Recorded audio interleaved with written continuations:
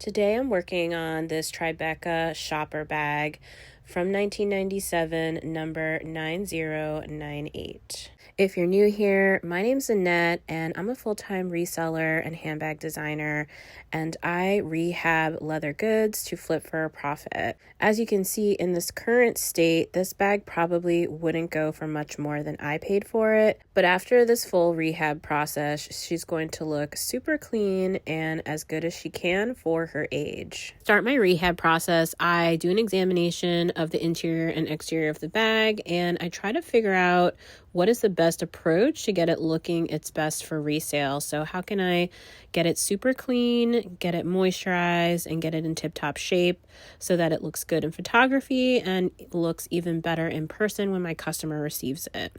There's a couple ways to do this. A lot of people like to do what I call the spa method, which is where you just stuff your bag with whatever materials you have on hand and you do a cleansing and a moisturization of the exterior of the bag, and maybe you vacuum inside and you wipe it down on the inside as well. That's a pretty basic maintenance spa day rehab. I sometimes do this if I think the bag is in good enough shape when it comes into my possession, but if it's not, like this bag, I need to do some other things to get it looking the way that I need it looking and to get it clean enough to make me confident to put it up for resale. In the case of this bag, it's got some weird stains going on the inside. We've got a lot of detritus stuck into the seams on the inside of the bag. The shape is also a little bit misshapen. So what I'm going to do is I'm going to bathe this one. That's going to allow me to get it super clean all the way down into the seams. And it's also going to allow me to fix this kind of crushed up shape that we're seeing. It cannot hold the shape that it once had when it was new. So that's another good reason to bathe a vintage Coach bag. Now, this is a pretty controversial topic in the Coach community, and not everyone agrees with my approach, and that's totally fine. Everyone has to decide what's best for their bag's particular situation and their purposes.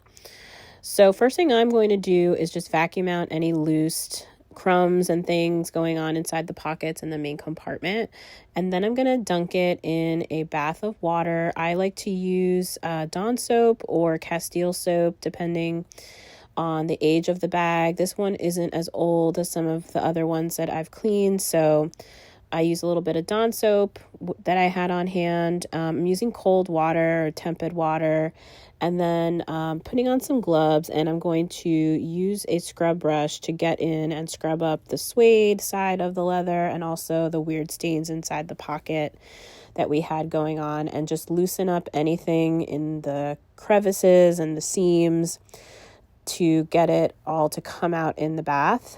This is one of the best ways to clean out all those weird, crumbs and hairs and things get stuck in the bag. Remember, I don't know what this bag has been through before it came into my hands, and it could have been owned by someone who had a pet, and there could be pet hair stuck in those seams. Who knows? So I love this method for cleaning out bags and just getting them super duper clean again and ready for resale. When I'm doing this process, I do make sure that the entire bag is saturated evenly, and I don't leave the bag in the water for very long at all. I would say max like 5 minutes, not even that. And I'm constantly changing out the water and rinsing out the bag when I'm scrubbing it to make sure that I get out all of that loose crap that I'm scrubbing out with the brush. Now, some people will outcry at the fact that I've used Dawn soap here. Won't that dry out the leather? And the answer is yes, it will dry it out a little bit through this process, but not very much. This leather can handle it.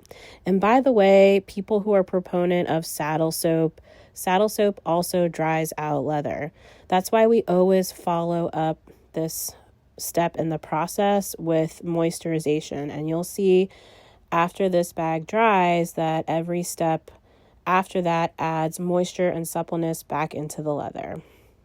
Here I'm just pointing out this discoloration on the piping. On lighter color leather vintage Coach bags, this will give you a very stark contrast when the leather is wet. You won't notice it on darker colors like black or blue, but on lighter colors like British tan or this toffee, it'll look like dark stains when the leather is wet, and that's natural. That's just because of the lighter coloring. Don't panic. First thing I'm doing here is just putting it upside down on a towel to let it rinse out all of the excess water, and then I pat it dry and I stuff it with more towels and I let it dry. This process typically takes about 24 hours, maybe less if you're drying it outside. And you want to get to the bag probably in a couple hours the next day when it's not fully dry. So here it is the next day.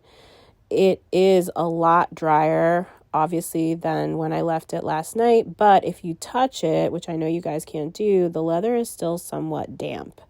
And that's great because we want to now begin to add moisture back into the bag. But before I do that, I'm just giving you guys a tour of the inside of the bag. Look how freaking clean it is from where we started. Unbelievable the results that bathing can give you. All the weird stains from inside the pockets are gone. There's a little bit of crud there that I'll pick out later. But overall, this looks so much more enticing, and I'm much happier presenting this to a customer than where we first started. So as I said, the bag is still a little bit damp. It's still drying. You'll notice also that it's retaining its shape now much better than when I first started with it. I'm going to take out, of course, you know it, leather CPR, and that's going to be my first application of it on the bag while it's still a little bit damp from the bath.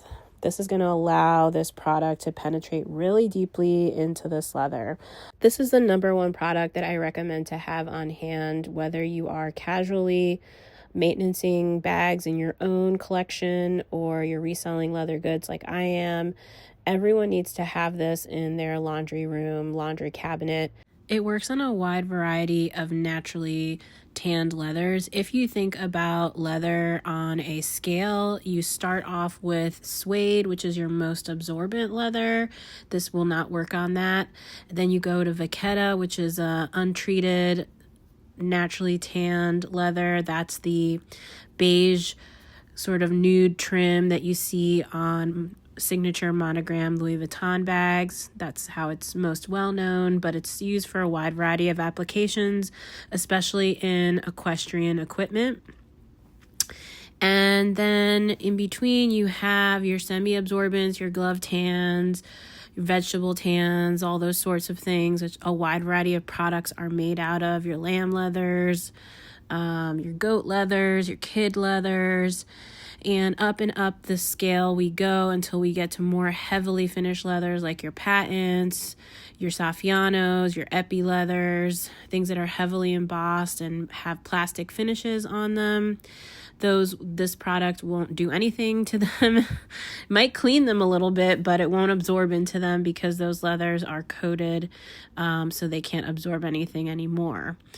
Just one way I like to think about leathers, this idea of them being on a, sort of absorbent, non-treated to super heavily treated scale helps me think about the best products to use on different types of items.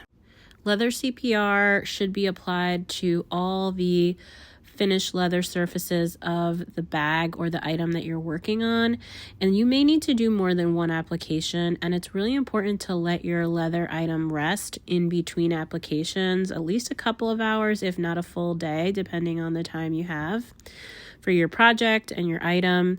You want to give the product time to absorb into the leather. That's where the magic comes, and it keeps the leather supple and it helps recover super dry leathers, especially while you're wiping it onto the leather. That's kind of where the cleaning action is happening.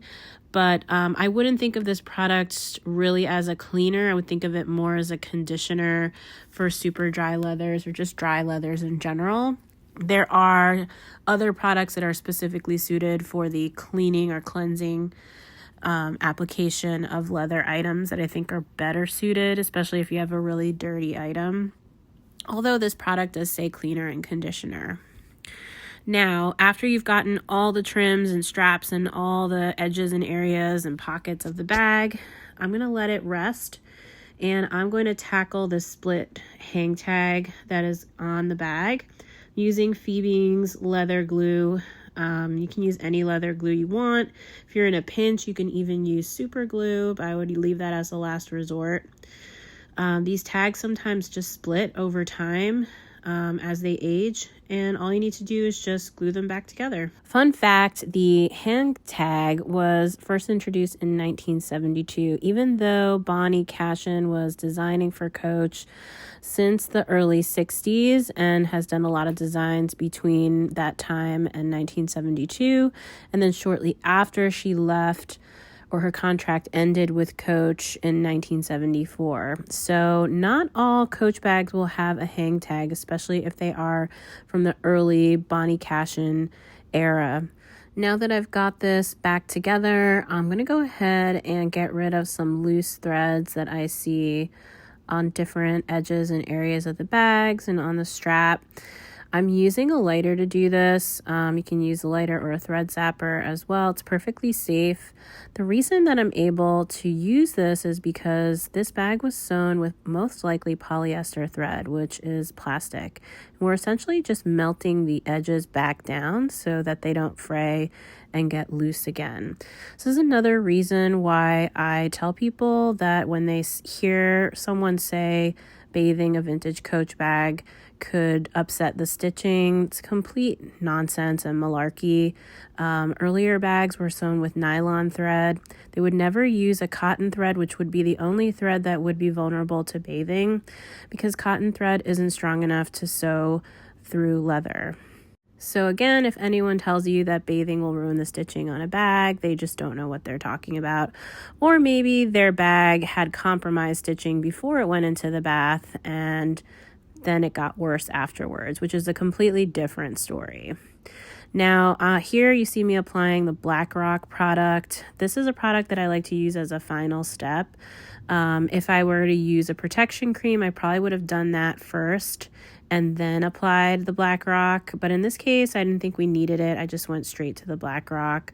A little goes a long way with this product. It can darken the leather slightly. Just bear that in mind. But it's a really great conditioner to buff into the leather of these types of vintage Coach bags. It really just helps protect them and keep them moisturized and supple and lock in all the conditioning that we've done so far. One of my recommendations with this product is that after you apply it, let the bag rest. You're going to feel the surface of the leather is going to be tacky to touch. It's going to be a little sticky. That's normal. Just let the bag rest and then buff it with a horsehair brush, and you're going to get a gorgeous luster, and all that stickiness is going to have absorbed back into the leather. I've sped up the process here for time, but you want to make sure you get every exterior surface of the bag to make sure that that conditioner gets buffed into the pores of the leather. This also helps blend in any scratches and cover up any wear and things like that.